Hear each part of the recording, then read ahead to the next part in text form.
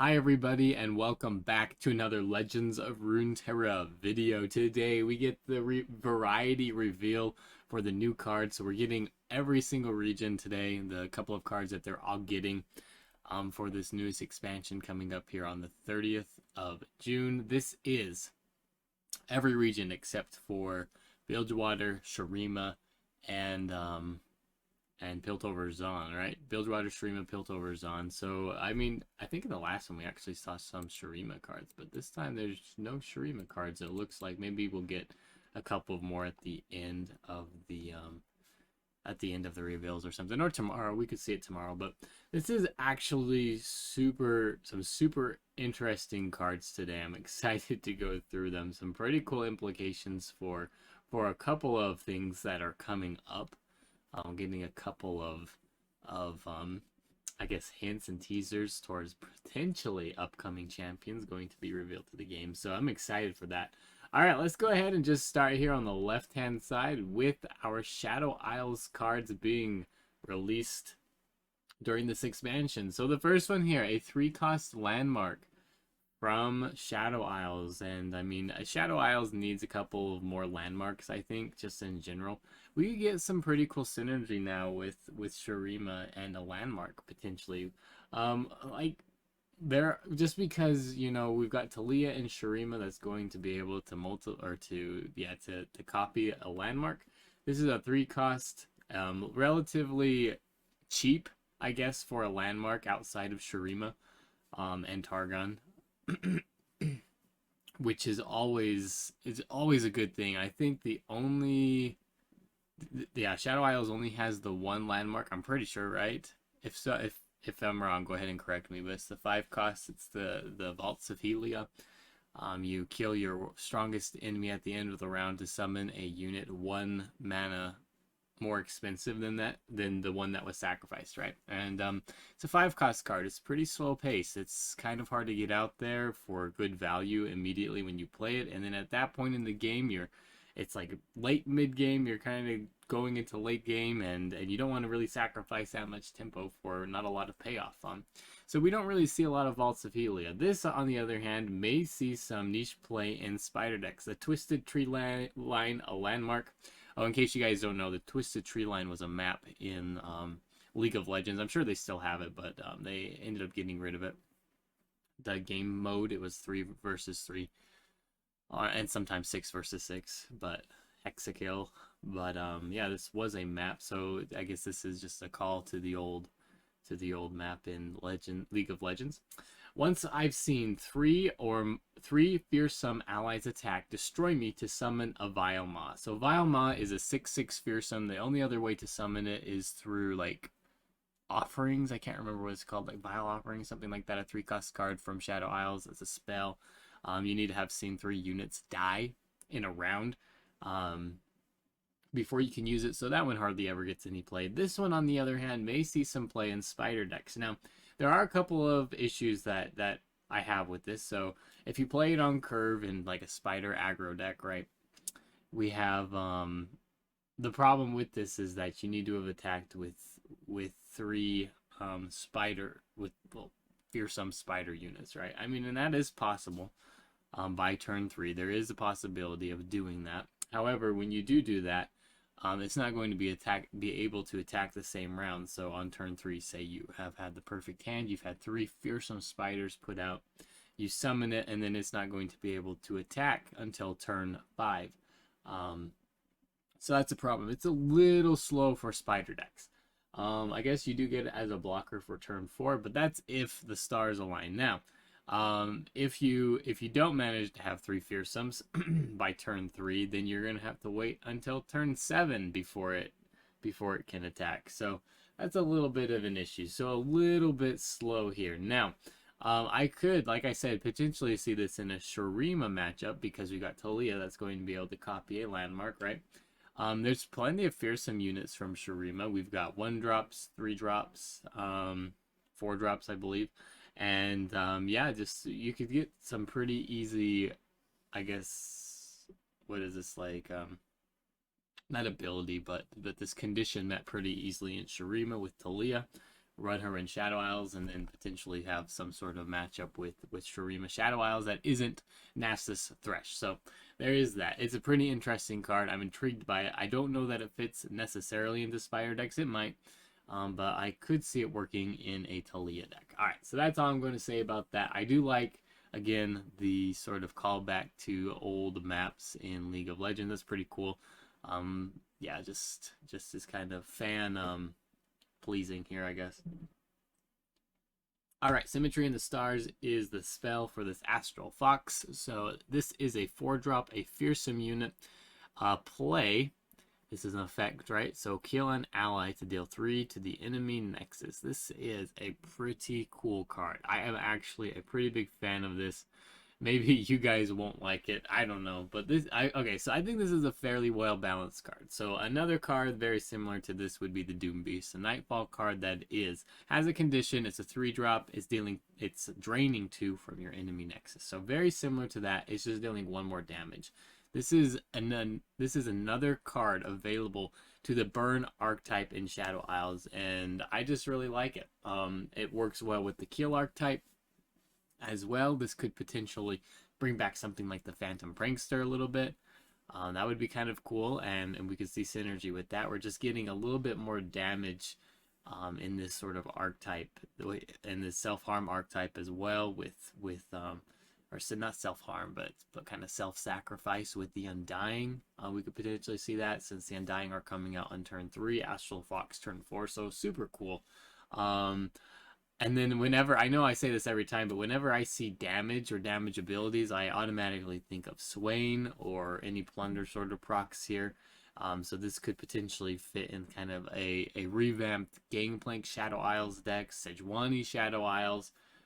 Yeah, Swain Shadow Isles. There's just a lot of potential with a card like this. And yeah, definitely the Undying as well. So pretty cool here. And then as well, I just really like these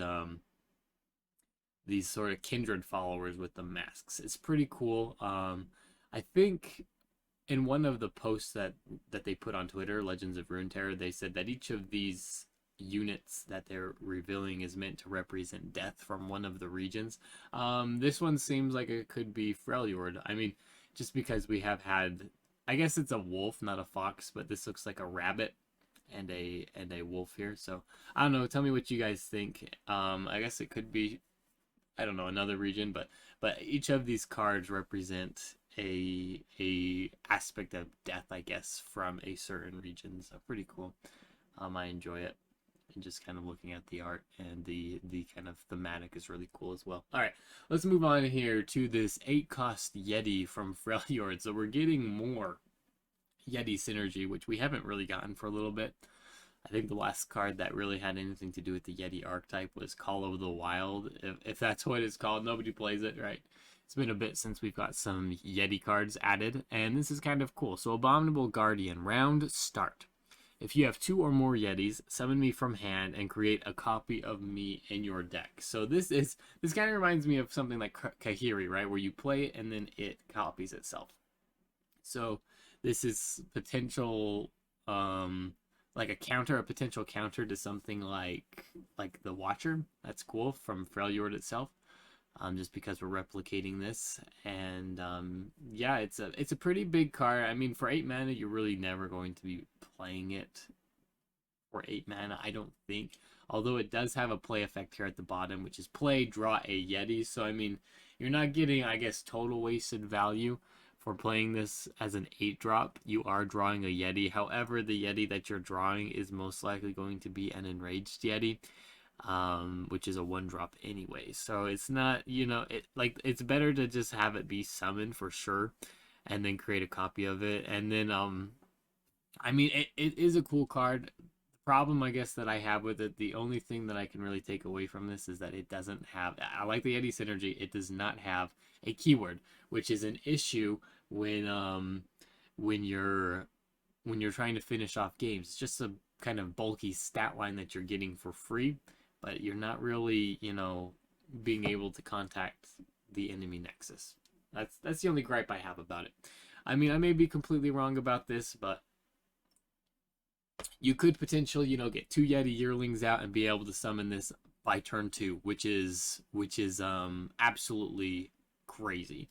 A 8-drop for 2, and then you're creating another one in your deck. I mean, it's definitely possible, and that would be a incredible swing of tempo.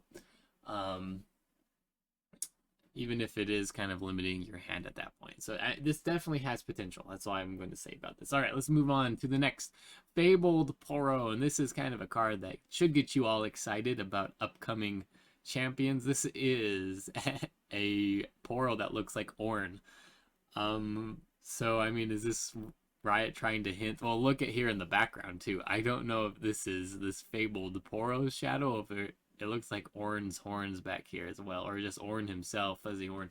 Go ahead and look him up. But this is, I mean, potentially, this is hinting toward the Ornn release in the next expansion, which is pretty cool. I don't know if there's a lot of Ornn mains out there, but it does give us a hint of what could be coming in the future. This is a 4-drop Poro. I don't think we have a 4-drop Poro yet. I think Mighty Poro is on turn 3, and then all the other ones are earlier than that. Besides the Heart of Fluff, right? That's, I think, a 6-drop. But Fabled Poro on turn 4. This does occupy the same space as Braum, so keep that in mind. When I'm summoned, grant all allies Poros a random keyword. So this doesn't say grant Poro allies everywhere a random keyword. I'm pretty sure this is just going to be ones that are limited to your board, but it should grant him one as well. So Poros already have 1 keyword, so this is definitely a pretty cool card that's going to be able to grant, you know, another potentially pretty awesome keyword to these Poros, and then using the Poro snacks, maybe this could bring Poros back into a competitive spot. I don't know for sure, but it will be definitely fun to try out, and I think I'm more excited about the Ornn aspect than anything else. So yeah, I mean, is this going to save Poros? Probably not, but maybe. We're gonna have to wait and see and test out decks and see how good it actually is before we can definitively say that. The keywords are pretty cool. I think that they're gearing this towards maybe a Heart of Fluff deck as well. Just because he gets extra keywords and things. And I mean, he has a decent health stat too. So there's that. All right, let's go on. This next card here, Defiant Dance, Ionia's spell. This is a slow speed spell. That already is a little bit, in my mind, it makes it seem weak. Or is definitely a drawback. Slow speed spells typically don't make it into decks unless they have a pretty big payoff. What slow speed spells do we even have in the meta right now? Ones that like come to mind that have been very meaningful in like the past year have been things like what's it called? The 3-cost Overwhelm Zenith Blade from Targon. That one's a slow speed spell. That one's been in the meta. Am I missing really any others? That one's the only one that really comes to mind as being kind of a deck defining spell that's slow. Anyway, so we got here a recall a unit, Blade Dance 1. So I mean, this is basically just the slow speed recall where you Blade Dance immediately following the recall, right? But you sacrifice your turn doing it. What else? It costs 4 mana to do it. So it's kind of a big swing of tempo and without a lot of payoff, I would say, unless you're recalling a very specific unit like Dancing Droplet, where you get mana back when you play it. Yeah, I just don't really see this being good, and I think that's okay. I mean, it's a Blade Dance card. I don't know that it adds a lot to the archetype necessarily. It's already strong. It's definitely going. It definitely needs to be nerfed and is going to be nerfed. So I mean, it's kind of interesting that they're deciding to make a card like this. I just don't really see it fitting into Blade Dance decks. Those generally want to be faster than a 4-cost slow speed spell that only Blade Dances 1 and you recall a unit. I guess you can recall. Am I reading this wrong? It doesn't say recall an ally, so I guess you can recall an enemy as well. So I don't know, maybe it's potentially Yasuo card. It still is a pretty big swing of tempo for 4 mana. I guess if you can use it on enemies, it's a lot better than I thought. So I don't know. Maybe we will see some play with this. It could definitely slow down an enemy for 4 mana. You know, a slow speed 4 mana recall. Will of Ionia. I don't know. What do you guys think? Am I understanding this wrong? Because isn't Will of Ionia 5 mana? It's a fast speed spell though. So is that the payout or the trade off? Hmm. This is more interesting than I thought. I'll have to think about this a little bit more. Maybe it's not as bad as I thought. All right, let's move on here to the Noxus card. A 4-cost burst speed spell, Thorned Blade. Give an ally +5/+0 this round. So this is a pretty big spell. This is like a burst speed finishing spell is what it looks like. So a +5 on an overwhelmed unit is pretty massive. This spell itself could finish off games pretty early on. For example, the Doomkeeper, a 6/4 unit that is at burst speed, you know, magically whizzed up to 11. That's a massive hit. That is absolutely huge. So this, I think, is going to be a pretty sneaky overwhelm finisher, which is pretty cool. I like it. I like that it's only attack. So this is definitely, you know, a card meant to fit in the reputation decks as well. Synergizes well with cards maybe that you want to put in reputation decks but don't necessarily have the stat line to fit. This could kind of allow those cards to be in it. Not much more to say about this. I think this is going to hit reputation decks. The +5/+0 is pretty massive. I don't know that you're going to put it in any other decks besides, I don't know, maybe elusive decks you could potentially fit it into. Noxus, Ionia, elusive burn sort of thing, or aggro, I mean. We might be able to see that with this. It is still 4 costs, so I mean, I see this mostly being in reputation, but there are a couple of other things that you could mess around with this card. All right, let's go into this massive card, the 10 cost Noxus Adakan, Bringer of Ruin.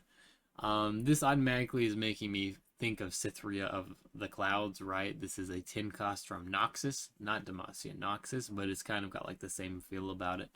An overwhelm unit, attack, increase my power by the total power of all allies. And I'm guessing that this is allies that are out on the fields, right? So I mean, how good is this card going to be? I mean, I think a lot of people underestimated Cytheria of the Clouds, but a lot of that had to do with it fitting into the Spectral Matron decks, right? So, I mean, this is still a card that you can, that works as like a Spectral Matron combo, right? So you're playing it on turn 8, potentially, summoning an ephemeral copy of this. You would only want to do it on your attack turn, right, to get the full value out of this.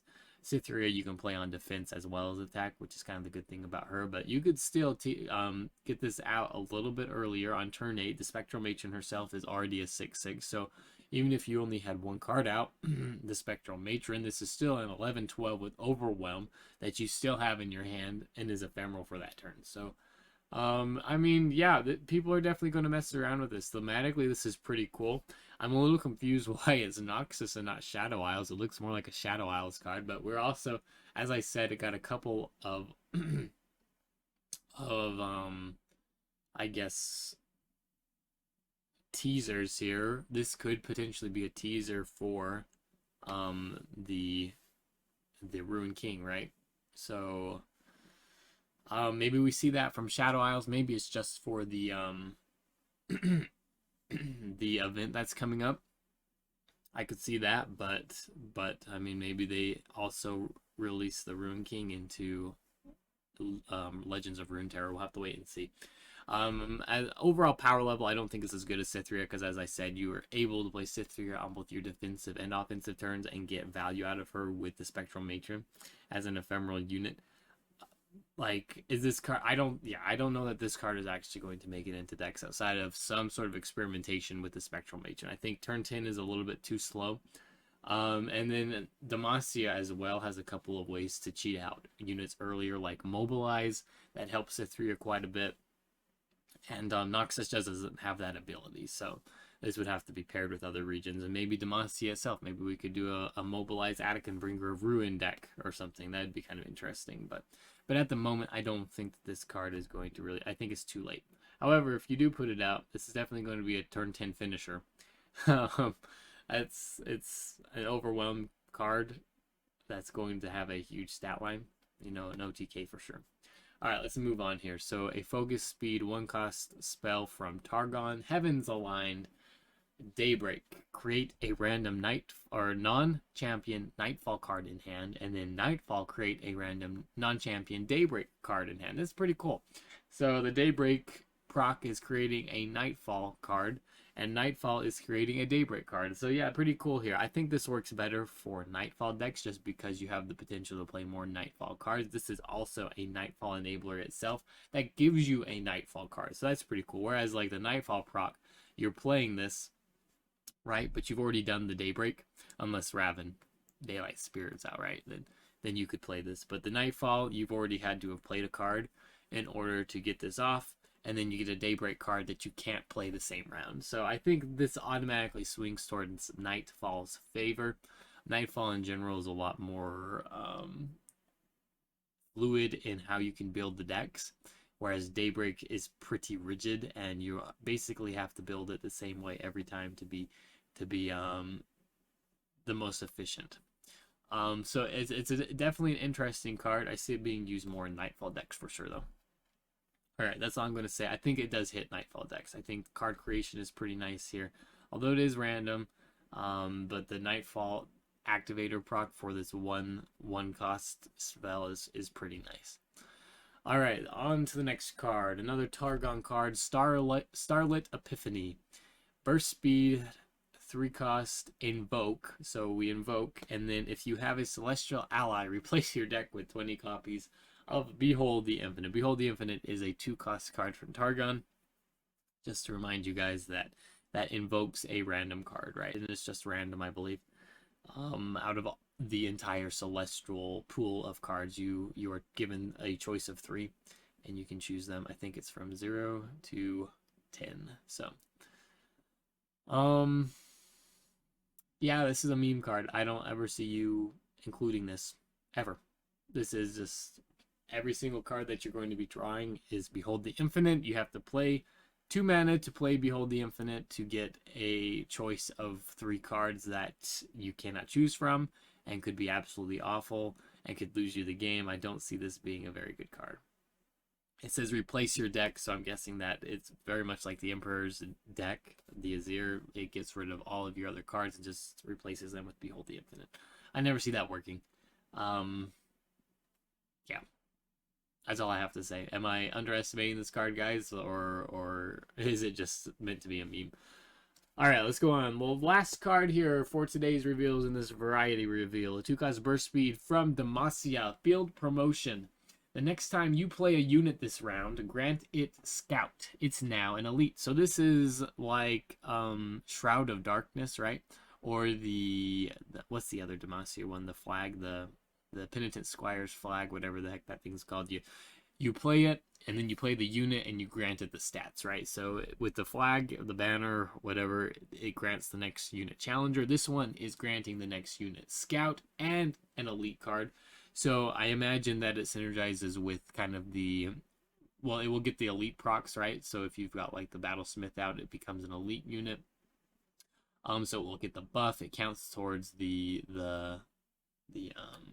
Squire card. If you ever play that 4-drop, that becomes less expensive the more elites you play. And then with the Ardent Tracker as well, the same sort of thing. When you play an elite, it reduces cost by 1. So it should work with all of those. It is granted Scout. This actually seems like a pretty cool card because, I mean, you could use this with like elusive units. For example, you may be able to create an Ionia Demacia deck with Greenglade Duo. That seems pretty cool, where you can make that unit a Scout and get multiple, attacks off a round with the Green Glade duo. This is relatively cheap, and that is some pretty massive value in a deck that's meant to have some pretty cheap units and get them out early and be able to deal a lot of damage, like I said, with the Green Glade duo. So this actually has a ton of potential. This could work with overwhelm units. It could work with potentially, I don't know what's really good with scouts. I mean, there are just a lot of uses for this, but yeah, the first thing that comes to mind is elusive Green Glade duo, Zed. It could work really good in a Zed deck, the same sort of deck style there, where we grant Zed scout. Zed can attack twice in the round and potentially level up the same round. That's pretty cool. I'm sure it would work well with other champions like Garen. Garen would work really well if you can protect him. He can level up in the same round that you play him. Yeah, there's just a lot of uses for this field promotion that works really well, and it's Grant as well. It's a permanent buff for 2 mana. Scout is one of the best. It has the potential for being one of the best abilities in the game, especially if you pair it with other strong abilities and keywords. So this may become a pretty toxic card really quickly. I mean, we'll see what happens with it. The scout keyword though is pretty darn strong. So this is kind of exciting, but also a little bit scary, I think. What do you guys think about it? All right, that's it for today. Yeah, which ones are you guys most excited for? I think as like in general, the cards that I'm most excited for are definitely the Astral Fox and Field Promotion. Although there are other cards that are pretty exciting as well, just thematically, like the Fabled Poro and Anakin, Bringer of Ruin. I always like the variety reveal. It seems like it ties in the regions well together. It kind of can serve as a way to tie up loose ends with other archetypes inside those regions as well, like we see with the Yeti and the Poro. But yeah, I think that's about it. I'm going to end the video there. Tell me which ones you guys are most excited about. Did I miss any potential decks that these cards could fit into? Which ones do you guys want to build a deck from first? Let me know in the comments. If you enjoyed this video, don't forget to like and subscribe to the channel, and we will see you tomorrow. Thanks.